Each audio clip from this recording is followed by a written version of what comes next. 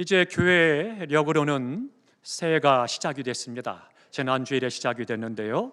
이제 세상의 달력으로는 올해가 24년도가 3주가 남아있는 그런 상태입니다.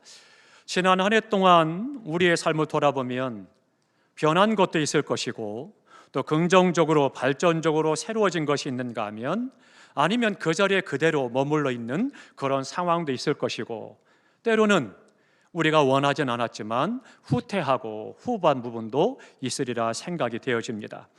그런데 변하지 않는 것은 없습니다. 땅도 바다도 풀도 나무도 꽃도 또 나아가서 사람도 변한다라고 하는 거죠. 사람이 세월이 갈수록 더 젊어진다라든지 혹은 더 건강해진다라든지 더 예뻐진다 그런 경우는 없습니다. 세월이 갈수록 어쩔 수 없이 늙어지고 병이 들고 허약해지고 무기력해지는 것들을 보게 됩니다. 그런데 단순히 외모는 어쩔 수 없이 그렇게 되지만 그 사람의 품성, 인격은 그렇지 않다라고 하는 거죠. 날이 가고 달이 가고 해가 갈수록 나이가 들고 인생의 연륜이 쌓이고 존경받는 어른이 됩니다. 신앙도 교회 다닌 횟수가 늘고 말씀을 읽고 듣고 배운 것이 많아질수록 주님을 닮아가고 더 성숙한 하나님의 사람으로 변화되어지고 자라가고 성숙해집니다. 그런데 때로는 더 부끄러운 신앙의 삶으로 나아가는 그런 사람들도 있습니다. 오늘 우리가 3부 예배가 마치고 나면 우리 사무총회를 하면서 임직을 위해서 준비를 하고 투표를 하게 되죠. 장로님으로 세움을 받고 또 권사님으로 세움 받고 안수 집사님으로 또 집사님으로 세움을 받는데 인격이 무너지고 거칠어지고 부정적이고 공격적이고 교만하고 건방져지는 그런 사람이 있는가 하면 오히려 그 귀한 직분을 받았기 때문에 더 겸손하고 더 성숙해서 주님을 닮아가고 충성된 사람들이 있습니다. 문제는 나에 대해서는 자기 자신에 대해서 스스로가 모른다라고 하는 것이 문제가 됩니다. 그런데 주변 사람은 그 사람의 말이나 그 사람의 행동을 보면 좋은 쪽으로 성장하고 성숙했는지 반대쪽으로 변질되었는지를 금방 알 수가 있지요. 바라기는 우리 모두가 예수 그리스도를 믿음으로 더욱더 좋은 쪽으로 성장하고 변화되기를 주님의 이름으로 축원합니다. 같은 품종의 사과나무입니다. 과수원의 주인이 똑같은 품종의 사과나무를 많이 심었습니다. 그 나무를 심고 이 농장 주인이 열심히 가꾸고 그리고 가지치기 하고 물을 주고 비료를 주고 여러 가지로 애를 씁니다. 똑같은 햇빛을 받고 똑같은 비바람을 맞았습니다. 그래서 이제 가을이 되고 결실을 했습니다. 그래서 추수를 하고 수확을 했는데 그 사과나무가 심지어는 똑같은 한 구리의 사과나무인데도 불구하고 그 나무에서 딴 열매들이 맛이 다 다르더라는 거죠. 왜 그럴까요? 똑같은 품종이요, 똑같은 나무요, 똑같은 땅이요, 같은 돌봄을 받았음에도 불구하고 과일의 맛이 다르고 크기가 다르고 빛깔도 다르더라는 거죠. 햇빛을 어느 쪽에서 받았느냐, 어떤 바람을 맞았느냐, 사람의 손길, 주인의 손길이 몇 번 닿았느냐, 그것에 따라서 달라지더라는 겁니다. 우리의 신앙도 마찬가지입니다. 목회자는 목회를 하면서 많은 성도들의 신앙을 살피고 지키면서 같은 목사의 신앙 지도를 받고 같은 말씀을 듣고 같은 훈련을 받았음에도 불구하고 어떤 성도는 신앙이 성장하고 성숙하고 더욱더 주님을 닮아가고 영광스러운 존재가 되지만 어떤 성도는 변하지 않고 늘 그 상태 신앙으로 머물러 있기도 하고 심지어는 그 신앙을 잃어버리는 안타까운 모습을 보게 되죠. 우리 성도들의 신앙이 성장하고 성숙하는 모습을 보고 주님의 인격을 닮아가고 그 귀한 믿음이 되면 목회자에는 큰 힘이 되고 격려가 되고 용기가 되는 거죠. 그런데 그렇지 않고 제자리에 머물러 있으면 마음이 불편해집니다. 그런데 우리 성도들 그 믿음이 머물러 있는 정도가 아니라 믿음을 저버리게 되면 그때는 목회자는 가슴이 아프고 마음이 아프고 몸에 병이 드는 일들을 겪게 됩니다. 기쁠 때도 슬픔을 넘어서 영과 몸이 아플 때도 있는 거죠. 사랑하는 성도 여러분, 좋은 쪽으로 변하고 좋은 일을 하고 좋은 일이 많이 일어나시기를 주님의 이름으로 축원합니다. 그러면 우리가 좋은 쪽으로 일을 하고 좋은 일이 많이 일어나려면 어떻게 해야 되느냐? 오늘 본문이 그것을 말씀해 주고 있습니다. 야곱은 우리가 잘 알죠. 쌍둥이 가운데 동생으로 태어났습니다. 야곱은 형을 속이고 형이 받아야 될 장자의 축복을 받았습니다. 그리고는 그가 형의 명물을 다 빼앗은 거죠. 이 사실을 형이 뒤늦게 알고 어떻게 합니까? 난리가 났습니다. 그랬더니 이 야곱이 외삼촌 라반의 집으로 도망을 가게 되죠. 하란으로 가라는 망명길에 그가 올랐습니다.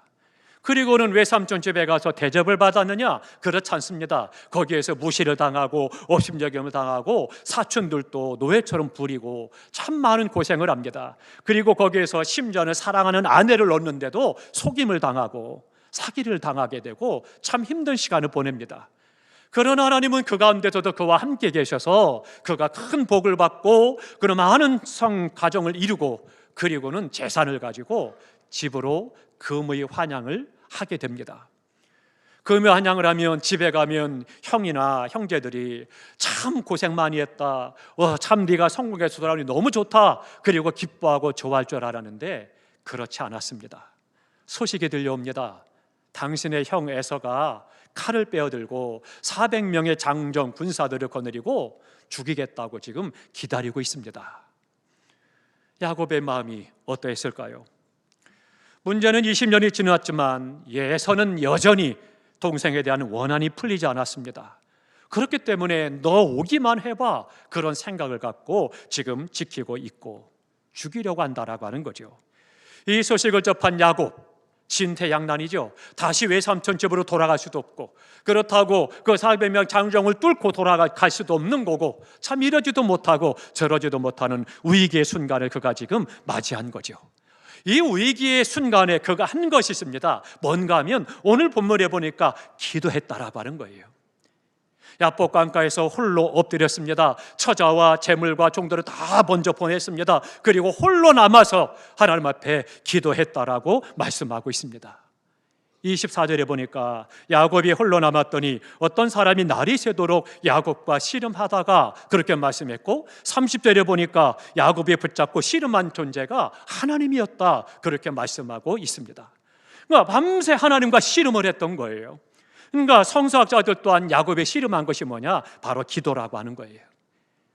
씨름의 기도, 기도의 씨름을 지금 야곱은 했던 것입니다. 한번 생각해 보시기 바랍니다. 다시금 외삼촌 집으로 돌아갈 수도 없고, 그렇다고 400명 군사와 싸워서 이길 만한 자신도 없고 뚫고 갈 수도 없는 상황이고, 이러지도 못하고 저러지도 못하고 참 위기 가운데 빠져 있는데, 그때 그가 기도할 때 우리가 식사하기도 하듯이 하나님, 일용할 양식 주셔서 감사합니다, 이거 먹고 건강하게 해주세요, 그리고 끝났을까요? 씨름의 기도예요. 우리 씨름 선수들이 씨름할 때 어떻습니까? 삿발을 붙잡고 온 힘을 다하고 집중하고 땀을 뻘뻘 흘려가면서 기술을 걸고 여러 가지를 가지고 최선을 다해서 한 판을 위해서 씨름을 하고 싸우죠. 이 야곱의 기도는 그런 기도였습니다. 씨름의 기도. 그렇기 때문에 그는 정말 이 밤에 생명을 걸고 나를 축복하지 않으면 안 됩니다, 하나님 앞에 엎드려 간절히 기도하는 씨름의 기도를 그는 지금 드리고 있는 것이죠. 그러면 좋습니다. 기도했어요. 기도가 한 다음에 문제죠. 기도하고 나면 명과 역사가 나타나야 되지 않겠습니까? 그런데 그 역사들을 오늘 성경이 잘 기록하고 있죠. 첫 번째는 이름이 바뀌었다는 겁니다. 27절에 말씀합니다. 내 이름이 뭐냐? 야곱이 대답합니다. 야곱이니이다. 그러면 앞으로는 야곱이라 하지 말고 너를 이스라엘이라 하라, 그렇게 말씀합니다. 이는 내가 하나님과 사람으로 더불어 겨루어 이겼습니다, 그렇게 말씀합니다. 이름이 바뀌어 주셨다는 거예요. 이름은 뭐예요? 그의 인격을 나타내고 그의 삶을 나타내고 그를 대변하는 것이 이름이라고 하는 거죠. 어디 가든지 그의 이름을 들었을 때, 그 사람 정말 훌륭한 분입니다, 그분 참 귀한 분이고 좋은 분이에요, 그 사람이면 믿을만 합니다. 뭘 가지고요? 이름 속에 그의 삶이 있기 때문이죠. 그러니까 오늘 야곱이 변해서 이스라엘이 되게 하셨다, 이름을 바꾸셨다는 것은 그의 인생이 바뀌었다는 것을 말씀해 주고 있습니다. 이제부터는 자신의 꾀를 가지고, 자신의 열심과 노력을 가지고가 아니라 하나님의 은혜로 살아가는 자가 되도록 하나님께서 그를 바꾸셨음을 말씀하고 있는 거죠. 하나님과 겨루어 이겼다라고 하는 말은 응답을 받았다는 것입니다. 그러니까 야곱이 하나님 앞에 씨름하는 기도에 씨름을 했을 때 하나님께서는 그의 기도에 응답해 주셔서 그래서 이름을 바꾸어 주신 것입니다. 사랑하는 성도 여러분, 기도해야 합니다. 성도는 기도해야 되는 것입니다. 기도할 때 그것은 이름이 바뀌고 생각이 바뀌고 삶이 변화되어지고 방법이 변화되는 것입니다. 그렇기 때문에 중요한 거예요. 네, 성경은요, 창세기부터 계시록까지 기도에 대해서 말씀하실 때 한 번도 권면하지 않았습니다. 기도는 항상 명령형입니다. 쉬지 말고 기도하라, 명령형으로 말씀하고 있어요. 그러니까 우리가 기도라고 하는 것은 해도 되고 안 해도 되는 것이 아니라 기도해야 되는 거예요.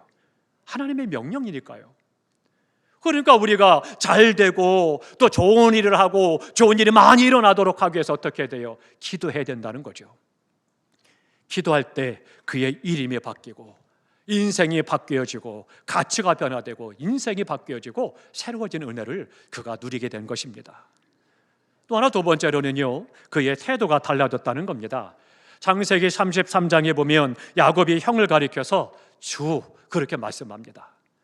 나의 주인이요, 그렇게 이야기합니다. 근데 이것이 뭐 대단한 거냐? 중요한 겁니다. 쌍둥이가 태어났죠. 형 에서가 있고 동생으로 야곱이 태어났어요. 야곱은 형을 인정하지 않았어요. 내가 장자로 태어나야 되는데 네가 먼저 태어나서 형의 발꿈치를 잡고 쫓아나온 사람이고 어떻게든지 형의 장자권을 뺏으려고 하고 꾀를 내고 못된 짓을 많이 했던 그런 사람이에요. 그러니까 형을 인정하지 않는 사람이에요. 그런데 그가 오늘 형을 가리켜서 말하기를 주여, 그렇게 고백을 하고 있는 것이죠. 그는 형이 두려워서가 아닙니다. 지금 400명의 병사를 거느리고 와서 죽을 것 같아서 그래서 주라고 한 것이 아닙니다.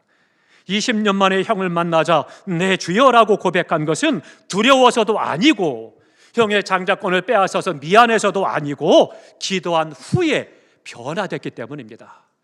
그가 변화됐기 때문에 내가 잘못된 것을 깨닫고 그리고는 그가 하나님의 정하신 질서를 따라 형을 향해서 주라고 이야기할 수가 있었던 거죠.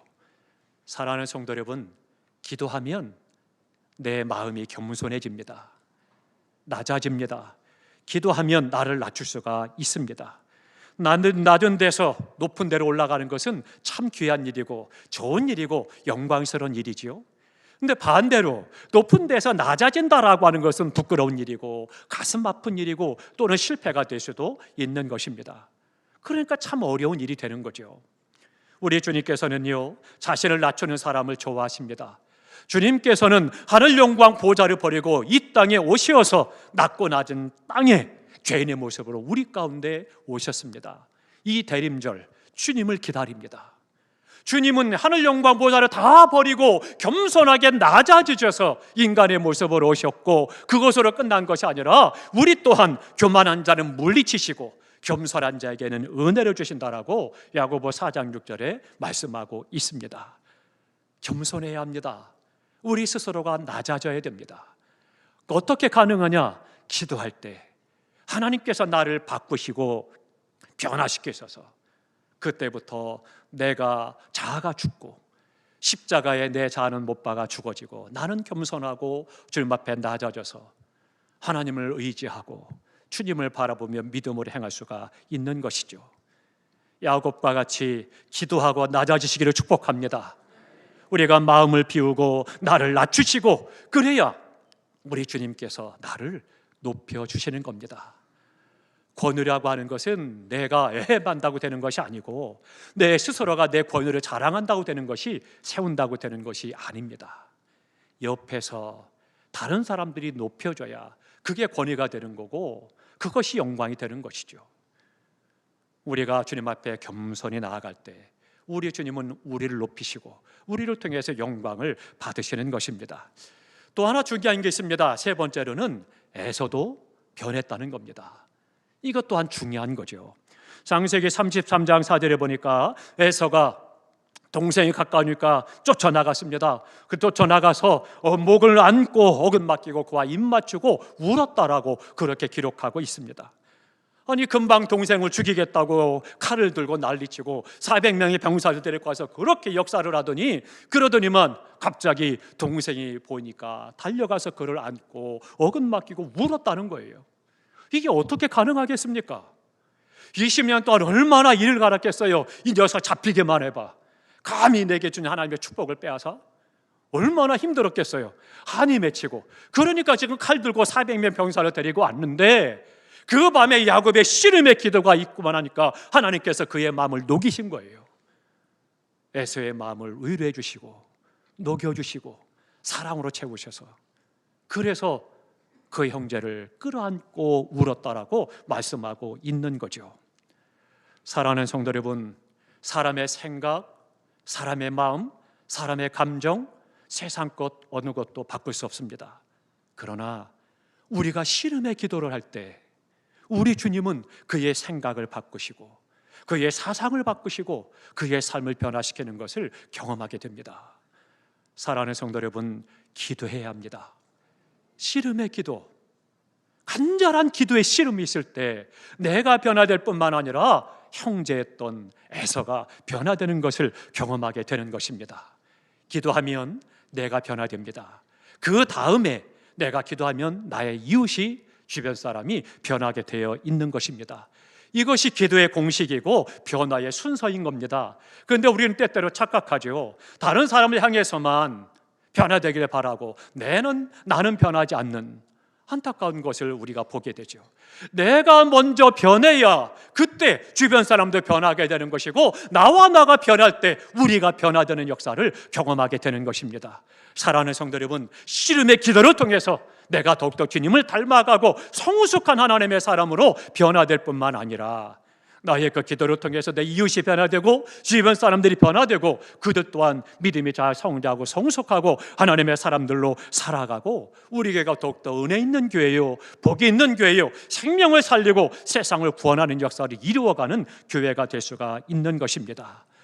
기도의 능력은 변화시키는 것입니다. 꼭 변화될 사람은 다른 누가 아니라 먼저 나라고 하는 것을 꼭 기억하고 우리가 주님 앞에 내가 먼저 변화되어지고 또 나로 말미암아 이웃들이 변화되어지고 우리 교회가 더욱더 뜨거워지고 은혜가 충만하고 더욱더 세상을 구원하는 역사를 이루어가는 교회로 든든히 서게 되는 것입니다. 진정으로 올바른 이 씨름의 기도를 드릴 때 좋은 그런 쪽으로 우리가 성숙되어지고 변화될 것입니다.